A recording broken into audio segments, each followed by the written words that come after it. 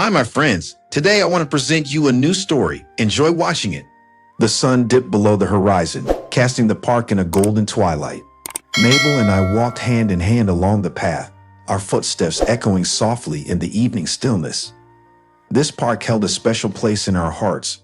It was where we had our first date, where we shared countless memories, and now, where I plan to take the biggest step of my life. Mabel looked stunning tonight. Her auburn hair flowed freely, catching the light of the setting sun and turning it into a halo around her head. Her green eyes sparkled with curiosity and joy, and her laughter was a melody that made my heart race. I had never felt more certain of anything in my life. "Monty, what's got you so quiet?" she asked, a playful smile dancing on her lips. I squeezed her hand, drawing strength from her touch. "Just thinking about how perfect this moment is," I replied, my voice steady despite the whirlwind of nerves inside me. We reached the old oak tree, its branches stretching out like welcoming arms. This was the spot where we first met, and it seemed fitting that it would be the place where our future would begin. The fairy lights I had strung up earlier twinkled in the fading light, creating a magical canopy above us. "Mabel," I began, my heart pounding in my chest, "there's something I've been wanting to ask you." She turned to face me, her eyes wide with anticipation. "What is it, Monty?" I took a deep breath, reaching into my pocket for the small velvet box. "From the moment I met you, my life has been a whirlwind of joy and love. You've shown me what it means to truly live, to truly love. I can't imagine my life without you. Will you marry me?" I dropped to one knee, opening the box to reveal the ring. It wasn't the most extravagant ring, but it was chosen with care and love, symbolizing everything I hoped for our future. Mabel's eyes filled with tears, and for a moment I feared the worst. But then she smiled, a radiant smile that lit up the entire park. "Yes, Monty, yes." She threw her arms around me and we spun around, laughing and crying at the same time. The world around us seemed to blur, and all that mattered was this moment, this promise we were making to each other.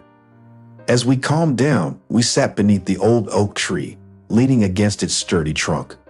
"I can't believe this is happening," Mabel said, looking at the ring on her finger. "It's perfect, Monty. You're perfect."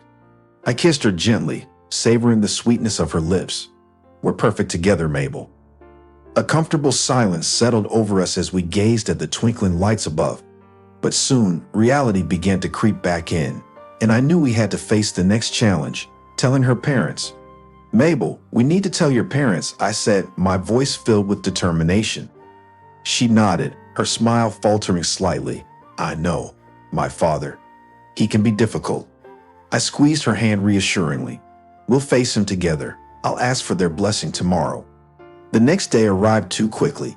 We stood in front of the Hopkins mansion, a grand estate that exuded wealth and power. The butler led us into a luxurious sitting room where Mr. Hopkins and his wife Eleanor awaited us.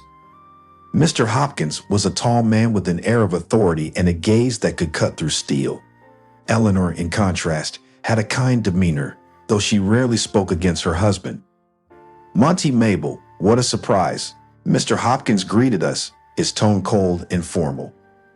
"Good evening, Mr. and Mrs. Hopkins," I began, my voice steady despite the pounding of my heart. "I've come to ask for your blessing to marry your daughter." A silence filled the room, heavy and oppressive. Mr. Hopkins scrutinized me with a look of disdain. "And what makes you think you are worthy of my daughter?" I swallowed hard, meeting his gaze. "Because I love her, sir. I will do everything in my power to make her happy." Mr. Hopkins scoffed, turning to Mabel. "Is this true? Have you accepted his proposal?" Mabel nodded, her chin held high. "Yes, father. I love Monty." Mr. Hopkins' face contorted with anger. "You? A young man with nothing but a high school education and a father who barely gets by. How dare you presume to marry into this family?" My blood boiled at his words, but I kept my composure. My father may not be wealthy, but he's a man of integrity and hard work. I intend to honor him and Mabel by giving her the best life I can. Eleanor shifted uncomfortably, her eyes darting between us. "Dear, perhaps we show." "No, Eleanor," Mr. Hopkins interrupted, his voice rising. This boy needs to understand his place. In a sudden, shocking move, Mr. Hopkins struck me across the face. The rude gasped, and Mabel cried out, rushing to my side. "You insolent fool," he bellowed. "Get out of my house and take your lowly father with you." Humiliated but resolute, I stood up, holding Mabel's hand. "We'll leave, but this isn't over." As we left the mansion, Mabel clung to me, tears streaming down her face. "I'm so sorry, Monty. I didn't know he would react like that." I kissed her forehead, holding her close. "It's not your fault, Mabel.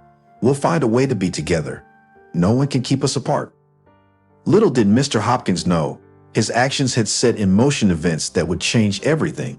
I was determined to fight for our love, and with my father's secret weapon, we would soon turn the tables on him. The next morning dawned with a crisp, cold clarity, the kind that foretells momentous events. I woke early, driven by a restless determination, and found my father already at the kitchen table, a cup of coffee steaming in front of him. His wheelchair was parked beside the table, a silent testament to the years of struggle and perseverance that had defined his life. He looked up as I entered, his eyes filled with a quiet wisdom that I had come to rely on. "Morning, Dad," I greeted him, pouring myself a cup of coffee. "We need to talk." He nodded, gesturing for me to sit. "I heard about what happened last night," he said, his voice steady. "Mabel called me after you dropped her off. She's worried about you." I sighed, running a hand through my hair. "I don't know what to do, Dad. Mr. Hopkins won't give us his blessing. He even hit me." Dad's eyes narrowed, a spark of anger flashing in their depths. "No one has the right to lay a hand on you, Monty, especially not that pompous ass." He took a deep breath, composing himself. "It's time we showed Mr. Hopkins exactly who he's dealing with." I looked at him, puzzled. "What do you mean?" He leaned forward, a conspiratorial gleam in his eye. "I've been keeping a secret, son. You know I've been investing for years, right? Well, it turns out I'm the majority shareholder in Hopkins' company. It's time I used that power." I stared at him, stunned. "You're the majority shareholder. Why didn't you tell me?" Dad smiled, a mixture of pride and mischief. "I wanted to protect you from the complexities of business until you were ready. But now it's time you learn. We're going to call an emergency shareholders meeting and expose Mr. Hopkins for who he really is." The plan was set into motion swiftly. By noon, we were on our way to the corporate headquarters of Hopkins' company, accompanied by a lawyer and a couple of trusted associates. Mabel brought a video from the living room of her house, where her father can be seen slapping me. She insisted on coming with us despite my protests. "I need to be there, Monty," she had said, her voice unwavering. "He's my father, but he needs to see the truth." As we approached the grand building, my father briefed me on the details. "We'll start by presenting the video footage from the restaurant. That should be enough to turn the shareholders against him. But remember, stay calm and let the evidence speak for itself." The boardroom was imposing, with its long mahogany table and floor-to-ceiling windows that offered a panoramic view of the city. The shareholders, a mix of elderly men and women dressed in business attire, were already seated, murmuring amongst themselves. Mr. Hopkins sat at the head of the table, exuding confidence. His expression turned to one of surprise and then irritation as we entered. "What is the meaning of this?" he demanded, glaring at us. Dad rolled forward, his presence commanding respect despite his wheelchair. "As the majority shareholder, I called this emergency meeting to address serious concerns about your conduct, Mr. Hopkins." A murmur of curiosity rippled through the room. Mr. Hopkins' eyes flicked to the lawyer beside me, then back to my father. "And what concerns might those be?" he asked, his tone dripping with sarcasm. "Monty," Dad nodded to me. I stepped forward, my heart pounding, but my resolve firm. "We have evidence of Mr. Hopkins' abusive behavior," I said, projecting my voice across the room. "And we intend to show it now." A projector was set up quickly, and the video footage began to play. There was silence in the room as events unfolded on screen in the living room of Hopkins' home.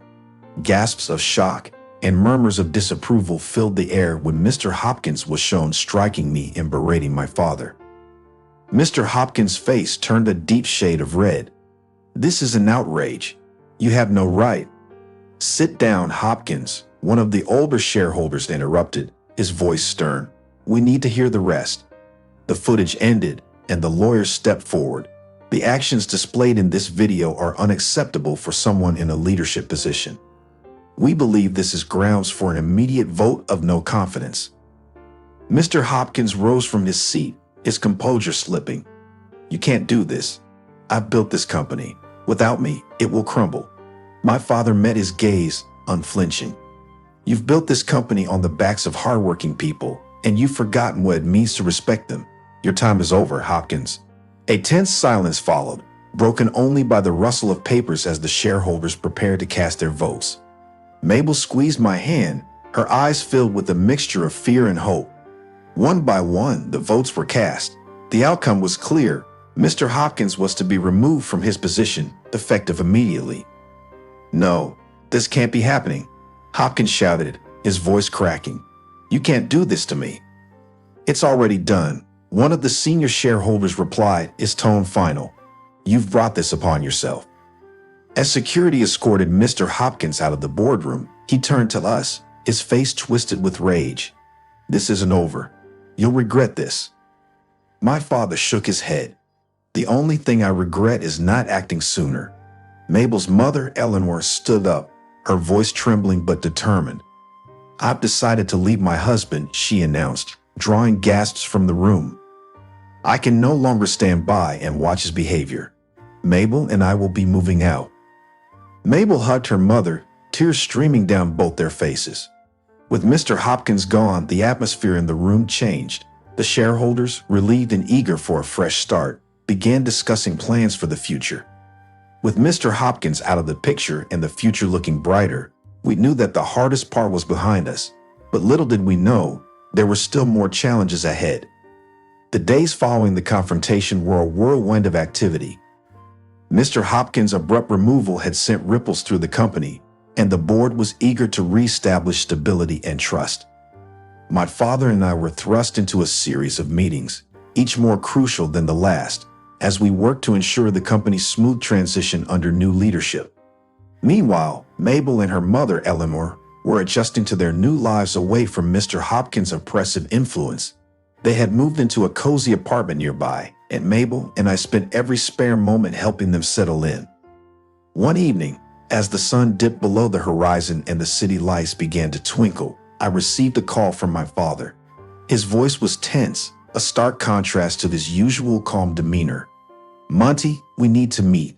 There's something important I need to show you." I could hear the urgency in his tone. "Where are you?" "I'm at the office. Come as soon as you can."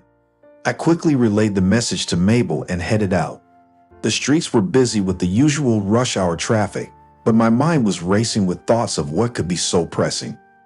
When I arrived at the office, my father was waiting for me in his private study, a large manila envelope resting on the desk before him.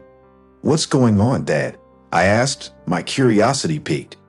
He gestured for me to sit. "I've been doing some digging into Mr. Hopkins' activities over the past few years. What I found is disturbing." He opened the envelope and spread its contents across the desk.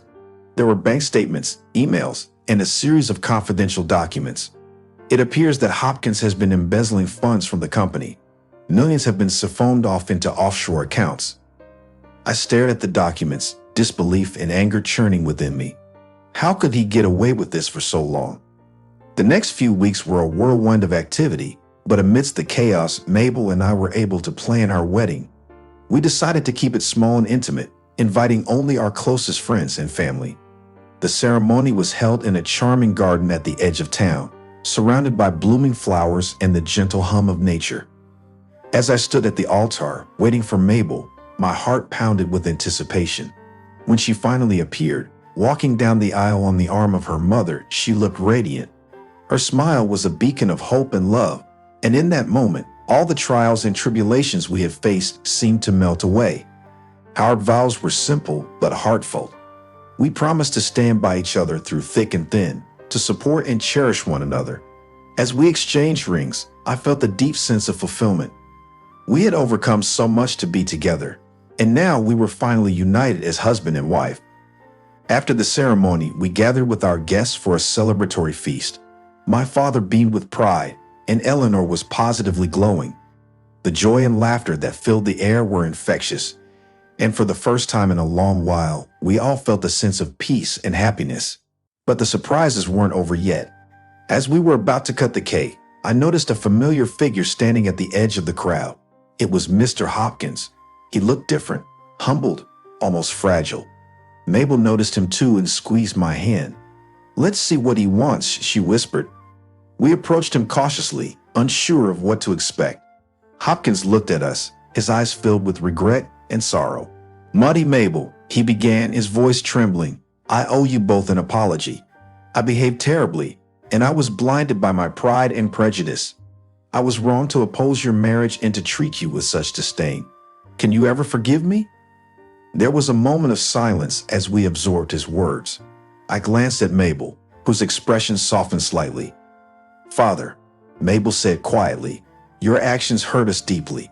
But if you are sincere in your repentance, we can try to move past this. It won't be easy, but we're willing to give you a chance to make amends."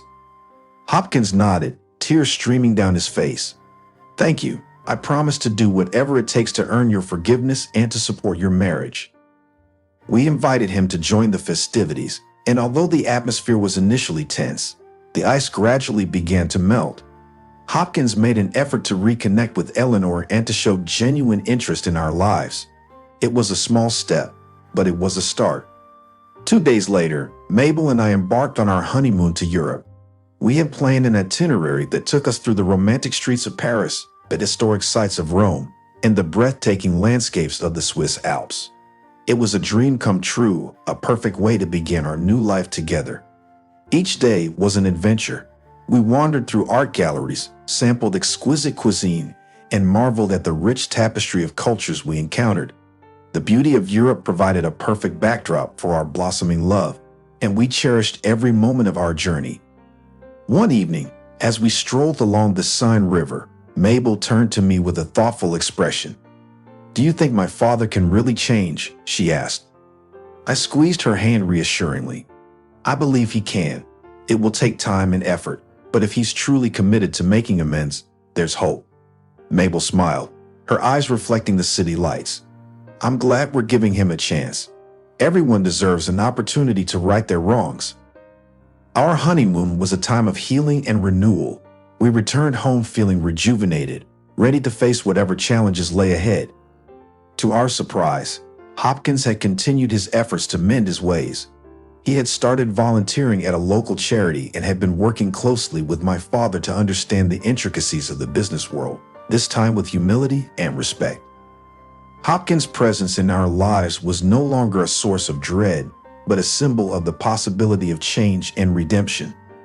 In the end, our story was not just about overcoming adversity, but about the power of forgiveness and the resilience of the human spirit. As we built our future together, surrounded by family and friends, we knew that love, in all its forms, was the greatest force of all.